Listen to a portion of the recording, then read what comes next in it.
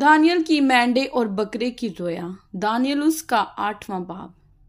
बलशज़र बादशाह की सल्तनत के 3 साल में मुझ दानियल को एक रोया नजर आई, यानी मेरी पहली रोया के बाद।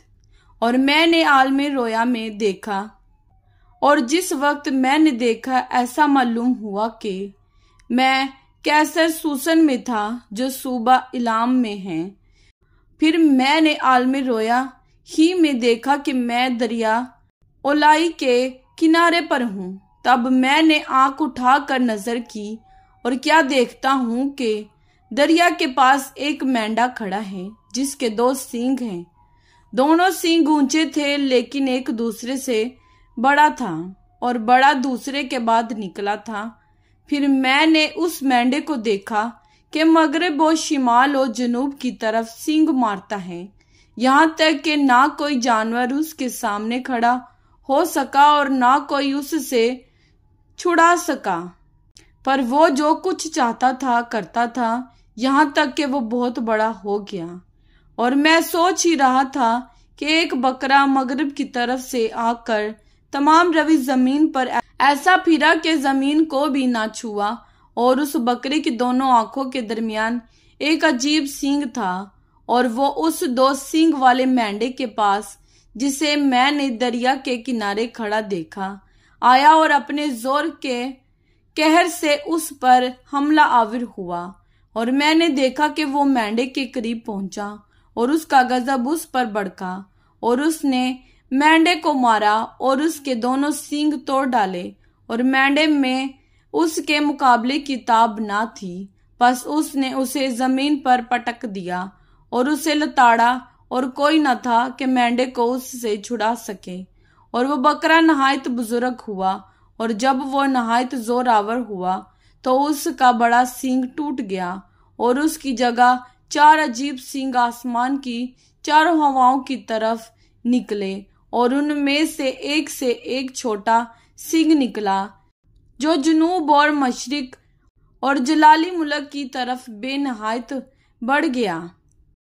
और वो बढ़कर अजराम फलके तक पहुंचा, और उसने बाज अजराम फलक और सितारों को जमीन पर गिरा दिया और उनको लताड़ा, बल्कि उसने अजराम के फरमा नरवा तक अपने आप को बुलंद किया और उससे दायमी कुर्बानी को छीन लिया और उसका मकसद गिरा दिया। और अजराम खताकारी के सबब से दायमी कुर्बानी समेत उसके हवाले किए गए, और उसने सच्चाई को जमीन पर पटक दिया, और वो कामयाबी के साथ यूं ही करता रहा।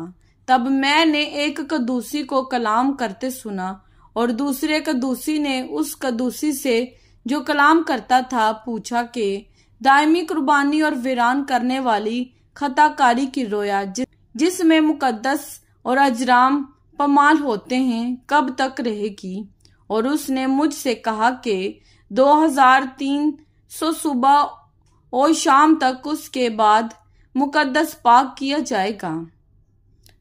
जिब्राइल फरिश्ता रोया का मतलब बताता है। फिर यूं हुआ कि जब मैं दानियल ने ये रोया देखी और उसकी ताबीर की फिक्र में था, तो क्या देखता हूं कि मेरे सामने कोई इंसान सूरत खड़ा है, और मैंने ओलाई में से आदमी की आवाज सुनी जिसने बुलंद आवाज से कहा कि ऐ जिब्राइल, इस शख्स को इस रोया के मानी समझा दे।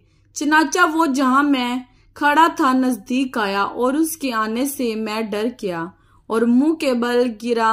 पर उसने मुझसे कहा, ऐ आदमजाद, समझ ले कि ये रोया आखिरी जमाने की बाबत है। और जब वो मुझसे बातें कर रहा था, मैं गहरी नींद में मुंह के बल जमीन पर पड़ा था, लेकिन उसने मुझे पकड़कर सीधा खड़ा किया और कहा कि देख, मैं तुझे समझाऊंगा कि कहर के आखिर में क्या होगा, क्योंकि ये अमर आखिरी मुकर्रर वक्त की बाबत है। जो मेंढा तूने देखा उसके दोनों सींग मादी और फारिस के बादशाह हैं, और वो जिस्म बकरा यूनान का बादशाह है, और उसकी आंखों के दरमियान का बड़ा सींग पहला बादशाह है।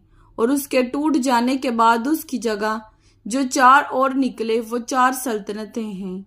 جو اس کی قوم میں قائم ہوں گی، لیکن ان کا اقتدار اس کا سا نہ ہوگا۔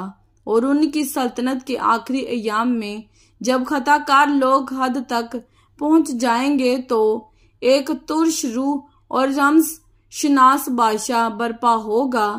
یہ بڑا زبردست ہوگا، لیکن اپنی قوت سے نہیں، اور عجیب طرز سے برباد کرے گا، اور برومند ہوگا اور کام کرے گا، اور زور آوروں اور مقدس لوگوں کو ہلاک کرے گا، اور اپنی چترائی سے ایسے کام کرے گا کہ اس کی فطرت کے منصوبے اس کے ہاتھ میں خوب انجام پائیں گے، اور دل میں بڑا گمنڈ کرے گا، اور صلح کے وقت میں بہتروں کو ہلاک کرے گا۔ وہ بادشاہوں کے بادشاہ سے بھی مقابلہ کرنے کے لیے اٹھ کھڑا ہوگا، لیکن بے ہاتھ ہلائے ہی شکست کھائے گا۔